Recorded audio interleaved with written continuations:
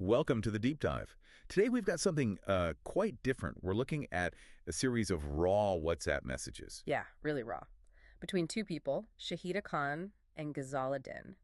And these span, what, September 2024 right through to February 2025. A tough period. It really looks like it. So our mission today is, well, to unpack this, the shifting dynamic, the emotional weight, the financial struggle that just jumps off the screen. It's a very personal story unfolding in real time, essentially. Okay, so let's start at the beginning. September 2024, we see Ghazala Din first, right? Reminding Shahida Khan about money, saying something like, Just struggling at the moment. That's the quote. Kind of a gentle reminder initially. but then, boom, October 18th, it flips. Now Shahida's asking Ghazala, when can you make payment? It's striking, isn't it? How fast that changes. Weeks. Just weeks. Ghazala reminding, then suddenly Shahida is the one chasing. It really highlights the pressure cooker of personal debt, especially when there's a relationship involved. And Ghazala's reply then. Some inshallah, end of month, a promise. A promise that, well, doesn't quite hold. By late October, Shahida's tone, it definitely shifts again. Much more intense. Yeah, she sends that reminder as it's end of the month and I really need my hump. And Haaretz mentions important payments, being in more financial trouble. The urgency is clear. And Ghazala, another delay. I just need till 5th November. You have to wonder about trust here, right? Constant delays. What does that do? It erodes it massively. Not just the financial stability, but the psychological side too. For Shahida, waiting. And the reason given is always. I'm borrowing if someone's so waiting on them. Which is vague, it offers no real certainty. Which must just amplify the anxiety. Absolutely. And then things get really desperate. November 5th. Yeah, this is where it hits hard. Shahida writes, I've given dates and made promises to people, companies, and I can't afford to not pay. Don't leave me in this situation, please, where I will lose a lot if I don't make payments today. It's raw pleading at this point, real desperation. But Ghazala's response is, well, consistent, I guess. I don't have anything to give today, cuss. It's not come through yet for me. Still the same reason. And then Shahida drops that bombshell. The truly shocking part. My kids have passed on their thanks too, as we will be kicked out of our house in a few days for not keeping up with payments. Just, wow, the stakes become incredibly high. Existential, really.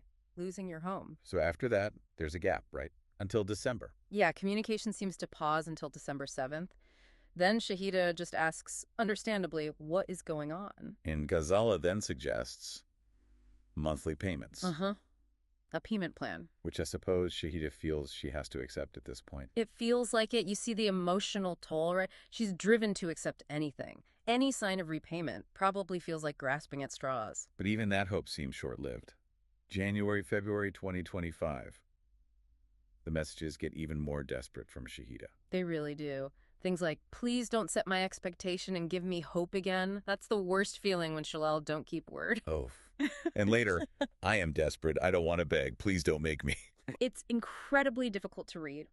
Meanwhile, Ghazala talks about being helpless, stuck under a lot of pressure. But Shahida calls that out directly, doesn't she? Saying things like, that did not even bother you about being kicked out my own house and family less. Yeah, challenging the helplessness narrative. Mm-hmm. Because the consequences for Shahida are so severe. And there are more broken promises too, right? Like the couple grand. Exactly. Promised by the 15th apparently never arrives. It's just this pattern, repeated over and over. Which leads us to that final message we see from Shahida, February 22nd. Such a powerful question. What do I have to do to get my money? It's more than just about the pounds and pence at that stage. It feels like a question about dignity, about basic fairness.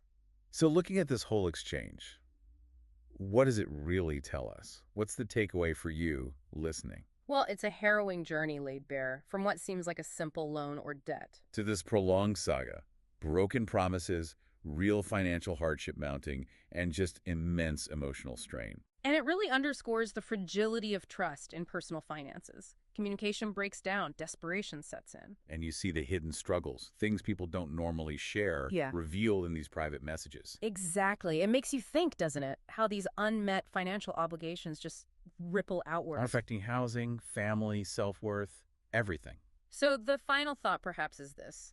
When a personal debt causes this level of severe, prolonged distress, turning an agreement into begging, what practical steps can someone realistically take, especially when dealing with an acquaintance?